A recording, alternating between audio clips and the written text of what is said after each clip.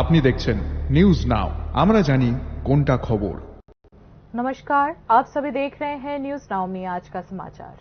मुख्यमंत्री डॉक्टर मानिक शाह ने कहा कि वित्तीय वर्ष 2025 से 26 के बजट में संसाधनों के वितरण पर जोर दिया गया है। मुख्यमंत्री डॉक्टर मानिक शाह ने टिप्पणी की कि इस संबंध में नकारात्मक रवैये के कारण विपक्ष शून्य पर आ गया है।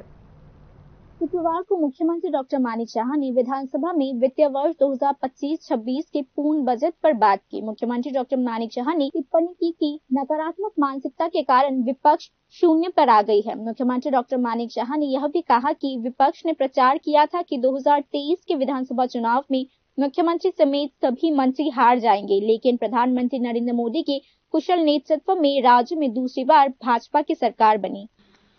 এই রাজ্যের মানুষ বিরোধীরা অনেক কিছুই বলছেন, এই হচ্ছে সেই হচ্ছে না ইত্যাদি নেগেটিভ কথাবার্তা। আজকে খুব ভালো লাগলো যে গতকাল আমাদের পরিষদীয় মন্ত্রী বলেছেন যে কমিউনিস্টদের একটা ইউনিভার্সিটি করা যায় কিনা, উনি বলছিলেন রিসার্চ হবে। তো এত কিছু হচ্ছে, এমন ভাবে কথা বলেন ওনারা যে সামনের বারতেই ওনারা চলে আসবেন এবং মানুষ ওনাদের পিছনে ছুটছেন, কিন্তু দেখা যায় যে শূন্যের কোঠায় চলে এসছে, নোটার সাথে ওরা কম্পিটিশন করছে। আর 2023-এর বিধানসভার ইলেকশনে এমন একটা অবস্থা হয়েছিল, এই জুটি যে করেছিল কত রকমের ক্যালকুলেশন আমাদের কানে আসতো, এইবার কোথায় যাবে মুখ্যমন্ত্রীর থেকে আরম্ভ করে সবাইকে ফেল। কিন্তু সেই জায়গায় মাননীয় প্রধানমন্ত্রী নরেন্দ্র মোদীর কারণে আমরা আবার দ্বিতীয়বারের জন্য बीजेपी नेतृत्वाधीन सरकार এখানে প্রতিষ্ঠিত হয়েছে। मुख्यमंत्री डॉक्टर मानिक शाह ने कहा कि वित्तीय वर्ष 2025 के लिए सबसे अधिक महत्व धन वितरण को दिया गया है। Economic growth, per capita income, social programs और इकोनॉमिक डिसिप्लिन पर जोर दिया गया है। রিসোর্স এলোকেশন অর্থাৎ সম্পদ বন্টন। আমার কাছে টাকা আছে কিন্তু প্রপারলি তার ডিস্ট্রিবিউশন ডিফারেন্ট ডিপার্টমেন্টকে দেওয়া, বিভিন্ন স্কিমে দেওয়া, এই যে বিষয়গুলো সেগুলো কিন্তু দেওয়া হয়েছে এবং তাতে করে স্বাস্থ্য, শিক্ষা, নারী ক্ষমতায়ন, সামাজিক নিরাপত্তা, সামাজিক পরিকাঠামো উন্নয়ন সহ বিভিন্ন বিষয়গুলো গুরুত্ব দেওয়া হয়েছে। সেটাকে বলে রিসোর্স অ্যালোকেশন। এটাও কিন্তু তার মানে কায়দা জানা উচিত, তার জন্য কিন্তু এক্সপার্টাইজ যদি সেইভাবে না ইউজ করা যায় তাহলে কিন্তু বাজেটের সম্পূর্ণতা আসে না। ইকোনমিক গ্রোথ, অর্থনৈতিক প্রবৃদ্ধি, আমি বাজেট করলাম কিন্তু আগামী বছর দেখা গেল আমি ব্যাংক্রাফটি হয়েছি ওই শ্রীলঙ্কার মতো, তাহলে তো লাভ হবে না। এমন একটা জিনিস করতে হবে যাতে আগামী দিন তার ইকোনমিক যে গ্রোথ সেটা যেন বাড়ে, সেটাও আমরা দেখতে পাচ্ছি। জিএসডিপি বা গ্রস স্টেট ডোমেস্টিক প্রোডাক্ট বা পার ক্যাপিটা ইনকাম, সেটা কিছু বলছিলেন না? ভুল বলছি না তো? না, আপনি যখন অনেক সময় দেখান তো। যাই হোক, তো এই যে পার ক্যাপিটা ইনকাম বা জিএসডিপি, সেটার যখন দেখা যায় অনেকটা ইনক্রিজ হয় তাহলে আমাদের বুঝতে হবে যে আমাদের বাজেট প্রপারলি যাচ্ছে। আরেকটা বিষয়, 6টা বিষয়ে প্রাধান্য দেওয়া হয়েছে। ওয়েলফেয়ার এন্ড ডেভেলপমেন্ট, বাজেটে যে সামাজিক কর্মসূচি, স্বাস্থ্যসেবা, শিক্ষা ও পরিকাঠামোগত ইনফ্রাস্ট্রাকচার, তার উপরও কিন্তু এবারে বাজেটে জোর দেওয়া হয়েছে। ফিসক্যাল রেসপন্সিবিলিটি, এই বাজেটে আমরা দেখতে পেয়েছি ফিসক্যাল রেসপন্সিবিলিটি অর্থাৎ financial discipline. This very important. এটা বাড়িতেও কিন্তু আমাদের ঘরেও যদি ফিনান্সিয়াল যদি ডিসিপ্লিন না থাকে তাহলে এই বাজেট কোনো অবস্থায় আমরা সামনের দিকে কিন্তু এগোতে পারবো না। সেটা এবারের বাজেটে আমরা দেখতে পেয়েছি। राज्य सरकार ने वित्तीय वर्ष 2025-26 के लिए 32,423.44 करोड़ रुपए का बजट पेश किया है। बजट में 429.56 रुपए का घाटा है। इस वर्ष बजट में पिछले वर्ष की तुलना में 4,618.77 करोड़ रुपए की वृद्धि हुई है। 2025-26 के बजट में कोई नया टैक्स प्रस्तावित नहीं किया गया है, बल्कि सरकार ने 19 नई परियोजनाओं की घोषणा करने के साथ ही इंक्लूसिव ग्रोथ और वुमेन एम्पावरमेंट पर जोर दिया है। वर्तमान में राज्य की आम जनता पर 1,000 करोड़ रुपए का कर्ज है। 21,878.26 करोड़ रुपए वित्तीय वर्ष 2025-26 के बजट में 7,903 करोड़ रुपए का कैपिटल एक्सपेंडिचर निर्धारित किया गया है, जो वित्तीय वर्ष 2024-25 के बजट से 19.14% अधिक है। बजट में कृषि और संबंधित क्षेत्रों के लिए 1885.42 करोड़ रुपए आवंटित किए गए हैं, जो 2024-25 के बजट से 9.49% अधिक है। बजट में शिक्षा क्षेत्र के लिए 6166.19 करोड़ रुपए आवंटित किया गया है, जो 2024-25 के बजट से 11.94% ज्यादा है। बजट में हेल्थ सेक्टर के लिए 1948.69 करोड़ रुपए आवंटित किया गया है, जो 2024-25 के बजट से 12.89% ज्यादा है। फसलों की अधिक उपज देने वाली किस्मों का बढ़ावा देने के लिए नई योजना मुख्यमंत्री शस्य श्यामला योजना शुरू की गई है। इसके लिए 2025-26 के बजट में 5 करोड़ रुपए आवंटित किए गए हैं। इस वर्ष के बजट में मुख्यमंत्री कन्या विवाह योजना शुरू किया गया है। इसके तहत राज्य सरकार अंत्योदय परिवार की बालिकाओं की शादी पर 50,000 रुपए खर्च करेगी। यह सुनिश्चित करने के लिए कि राज्य के अन्य हिस्सों से आए लोगों को विभिन्न कारणों से अगरतला शहर में फंसे होने के कारण रात में आवास और रियायती भोजन मिले, इसीलिए अगरतला में भारत माता कैंटीन कम नाइट शेल्टर स्थापित किया जाएगा। इसके अलावा मुख्यमंत्री बालिका समृद्धि योजना नामक एक नई योजना शुरू की जा रही है। इस योजना के तहत त्रिपुरा के स्थायी निवासी अंत्योदय परिवार की नवजात बालिकाओं के लिए 50,000 रुपए के निवेश किए जाएंगे, जिसे बालिका के 18 वर्ष की आयु होने पर बैंक से निकाला जा सकता है। मुख्यमंत्री डॉक्टर मानिक शाह ने कहा कि 2025-26 में इसके लिए 15 करोड़ रुपए का बजट आवंटित किया गया है। Bureau report, News now. केंद्र सरकार ने केंद्रीय कर्मचारियों के महंगाई भत्ते में 2% की बढ़ोतरी की है। कर्मचारी समुदाय इसे 8वें वेतन आयोग से पहले एक बड़ा तोहफा मान रहा है। इस बीच त्रिपुरा सरकार के कर्मचारियों और केंद्र सरकार के कर्मचारियों के बीच महंगाई भत्ते का अंतर बढ़कर 22% हो गया है। मंत्रिमंडल ने केंद्रीय कर्मचारियों के लिए महंगाई भत्ते में 2% की बढ़ोतरी को मंजूरी दे दी है। इस वृद्धि से कुल डीए मूल वेतन का 55.98% हो जाएगा, जो पहले 53.98% था। इस वृद्धि से केंद्र सरकार के कर्मचारियों और पेंशन भोगियों को लाभ होगा। हालांकि यह पिछले कुछ वर्षों में महंगाई भत्ते में सबसे कम वृद्धि है। कोविड के दौरान डीए की 3 किश्तों को निलंबित करने के बाद केंद्र सरकार ने 2021 में डीए प्रदान करना फिर से शुरू किया। तब से अब तक महंगाई भत्ते में 3 या 4% की वृद्धि हो चुकी है। पिछले जुलाई में केंद्रीय महंगाई भत्ता 50% से बढ़कर 53% हो गया। सरकारी कर्मचारियों को इन्फ्लेशन के अनुसार महंगाई भत्ता दिया जाता है। आंकड़ों के अनुसार खुदरा वस्तुओं की कीमतों में वृद्धि की दर इस क्वार्टर में सबसे कम है।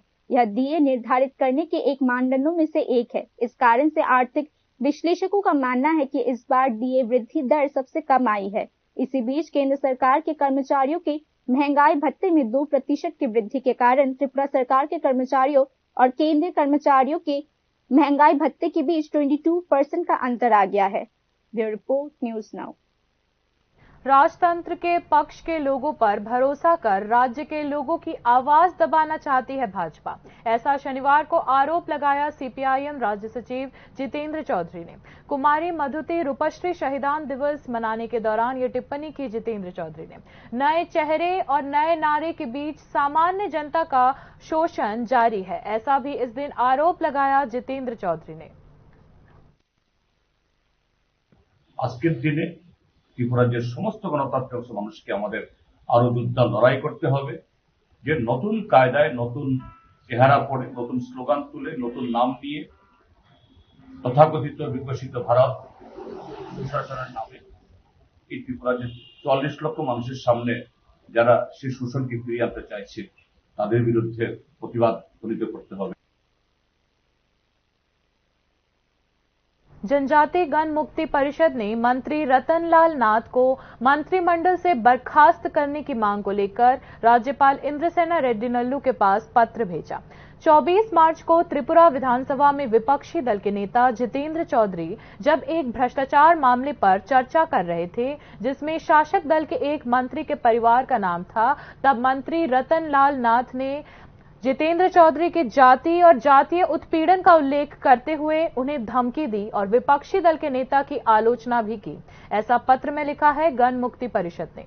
इसलिए सभी लोकतांत्रिक लोग, विशेषकर आदिवासी, इसे लेकर अत्यधिक अपमानित महसूस कर रहे हैं, ये जीएमपी ने बताया है। अब तक त्रिपुरा विधानसभा के इतिहास में कभी इस तरह की जातीय घटना नहीं हुई है। इस व्यवहार की तीव्र निंदा की है जीएमपी ने।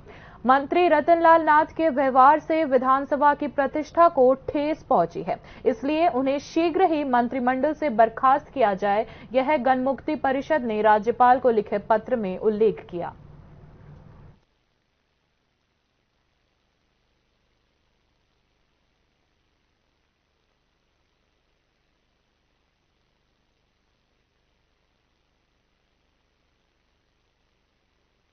कांग्रेस विधायक सुदीप राय बर्मन ने शुक्रवार को विधानसभा में भूमि के अवैध हस्तांतरण को लेकर सवाल उठाया। मुख्यमंत्री डॉक्टर मानिक शाह ने जवाब में कहा कि यदि जवाब में कोई विशिष्ट पत्र दिया जाता है तो इस संबंध में कानून के अनुसार कार्रवाई की जाएगी। कांग्रेस विधायक सुदीप राय बर्मन ने शुक्रवार को विधानसभा में प्रश्नोत्तर सत्र के दौरान सिपाहीजला जिले में भूमि के अवैध हस्तांतरण के मुद्दे पर मुख्यमंत्री से जवाब की मांग की। बाद में कांग्रेस विधायक सुदीप राय बर्मन ने इस मुद्दे पर एक अलग प्रेस कॉन्फ्रेंस की और पश्चिम त्रिपुरा जिले के पूर्व डिस्ट्रिक्ट मजिस्ट्रेट के एक पत्र का अनुवाद किया। তিনি প্রতারিত হয়েছেন কারণ আমাদের কিছু সরকারি কর্মকর্তা দুর্নীতিতে জড়িত। স্যার, সমাধান হলো অবিলম্বে ভূমি রেকর্ড ও সেটেলমেন্টের পরিচালক রত্নজিৎ দেববর্মাকে অফিস থেকে অপসারণ করা এবং তার বিরুদ্ধে বিস্তারিত তদন্ত করা। জড়িত অন্য ব্যক্তি হলেন শ্রী তাপস চৌধুরী, পরিচালক, ভূমি রেকর্ড ও সেটেলমেন্টের সিনিয়র কম্পিউটার সহকারী। অধিদপ্তরে তিনি 3 বছরের বেশি সময় ধরে কর্মরত কর্মীদের প্রতিস্থাপন করা প্রয়োজন। একজন অবসরপ্রাপ্ত আইএএস, টিসিএস অফিসারদের নেতৃত্বে একটি তদন্ত কমিটি গঠন করা যেতে পারে, যারাই এই জমি চালু হওয়ার পর থেকে করা সমস্ত মিউটেশন বিশ্লেষণ করতে পারবেন। আপলোড করা নথির মাধ্যমে মিউটেশন ম্যান্ডেটরি পরীক্ষা করতে হবে এবং কোনো অসঙ্গতি থাকলে মাঠ পরিদর্শন করতে হবে এবং সংশ্লিষ্ট সকলের বিরুদ্ধে ব্যবস্থা নিতে হবে। মহাশয়, সাধারণ মানুষকে স্বস্তি দিতে এবং পরিষ্কার প্রশাসন নিশ্চিত করার জন্য রত্নজিৎ দেব এবং তাপস চৌধুরী এসসিএ মানে কম্পিউটার যে অবিলম্বে অপসারণ করা উচিত এবং ভূমি রেকর্ড কারসাজির ক্ষেত্রে তাদের ভূমিকা বিষয়ে তদন্ত করা উচিত। জিএপিএনটি থেকে চার্জশিটটি বিবেচনা করা যেতে পারে। সিপাহীজলার ডিএম এবং কালেক্টর চার্জশিট তৈরিতে প্রয়োজনীয় সকল সহায়তা প্রদান করবেন, ডিএম লিখছে। इसी बीच मुख्यमंत्री डॉक्टर मानिक शाह ने विधानसभा में इस मुद्दे पर सुदीप राय बर्मन के कॉलिंग अटेंशन नोटिस का जवाब दिया। मुख्यमंत्री डॉक्टर मानिक शाह ने कहा कि यदि कोई विशेष पत्र भेजा जाता है तो कानून के अनुसार इस पर कार्यवाही की जाएगी। Please write a letter in and give all the details. If there is any report or if there is any, if I get anything wrong, of course I will go for investigation. বাস হয়েছে, আপনি তো বলা লাগে না। আরে শেষ মুখ্যমন্ত্রী বলার পরে আর লাগে না। সুদীপ বাবু, আরে মুখ্যমন্ত্রী বলেছেন চিঠি দিন, উনি অ্যাকশন নেবেন। প্লিজ সুদীপ বাবু, আপনি প্রত্যেকটা দিন এসে। सिपाहीजला के तत्कालीन डिस्ट्रिक्ट मजिस्ट्रेट ने 18 सितंबर 2023 को अवैध भूमि ट्रांसफर, रीनेमिंग आदि के संबंध में जीएपीएनटी डिपार्टमेंट को एक पत्र भेजा था। बाद में 12 अक्टूबर 2023 को संबंधित डिस्ट्रिक्ट मजिस्ट्रेट का ट्रांसफर कर दिया गया। Bureau report, News now. Belonia railway station के निर्माण के दौरान प्रभावित परिवारों को पर्याप्त मुआवजा न मिलने पर अदालत ने रेलवे स्टेशन की संपत्ति जब्त करने का आदेश दिया। अदालत ने भारतीय रेलवे विभाग को प्रभावित परिवारों को मुआवजा देने का आदेश दिया था, लेकिन आदेश की अवहेलना करने पर पुनः मामला दायर किया गया। अदालत ने एक परिवार को 1 करोड़ 2 लाख रुपये और दूसरे को 20 लाख रुपये मुआवजे का आदेश दिया था। मुआवजा न मिलने पर बिलोनिया कोर्ट ने रेलवे विभाग की संपत्ति जब्त करने का आदेश दिया। अदालत के आदेश पर बिलोनिया रेलवे स्टेशन की संपत्ति जब्त की गई है। ये जानकारी बिलोनिया कोर्ट के अधिकारियों ने दी। দুটা কেস নিয়ে আচ্ছা একটা কেস নাম্বার এক্সিকিউশন এলএ 4420 আচ্ছা আর আরেকটা কেস নাম্বার এক্সিকিউশন এলএ 8 2021 আচ্ছা ঠিক আছে। এই কেসগুলো একটা এক্সিকিউশন হয়েছে 21 আর একটা এক্সিকিউশন হয়েছে 20 তে। আচ্ছা, তো তখন থেকেই সুপ্রিম কোর্টের জাজমেন্টে লেখা আছে 6 মাসের মধ্যে এই এক্সিকিউশন কেসে পেমেন্ট করতে হবে। তো আজকে যথারীতি অনেক লেট হয়ে গেছে। তো কোর্ট আমাদেরকে যে অর্ডার দিয়ে দিয়েছেন মাননীয় জজ সাহেব যে তোমরা बाकी की खबरें ब्रेक के बाद। আপনি দেখছেন নিউজ নাও, আমরা জানি কোনটা খবর। প্রথম আলো এলো শুদ্ধ সকাল, শুদ্ধ সলিলে আজ বাজালো ত্রিতাল, মন্দিরে শুদ্ধ পূজার ধ্বনি, অগ্নি শুদ্ধ হলো সিঞ্জিনী, পরিণীতা নারী তুমি অনুপমা, শুদ্ধ সোনায় সাজো হে নিরুপমা। শুদ্ধতার স্বর্ণ মন্দির, কালিকা জুয়েলার্স, আগরতলা। আপনি দেখছেন নিউজ নাও, আমরা জানি কোনটা খবর। आगे की खबरें कुछ इस प्रकार है। शुक्रवार को त्रिपुरा प्रदेश कांग्रेस अध्यक्ष आशीष कुमार शाह ने राहुल गांधी से मुलाकात की। इस बैठक में राज्य के संगठनात्मक मामलों पर चर्चा की गई। कांग्रेस अध्यक्ष मल्लिकार्जुन खड़गे और सांसद राहुल गांधी ने पार्टी मुख्यालय में 13 राज्य और 3 केंद्र शासित प्रदेशों के जिला अध्यक्षों के साथ बातचीत की। कांग्रेस संगठन के आधार जिला इकाइयों को मजबूत करने की पहल के तहत देश भर के जिलों के अध्यक्षों के साथ बैठक की गई है। बैठक में प्रदेश कांग्रेस अध्यक्ष आशीष कुमार शाह के नेतृत्व में त्रिपुरा के प्रतिनिधियों ने भी भाग लिया। इसी बीच प्रदेश कांग्रेस अध्यक्ष आशीष कुमार शाह ने शुक्रवार को राहुल गांधी से मुलाकात की।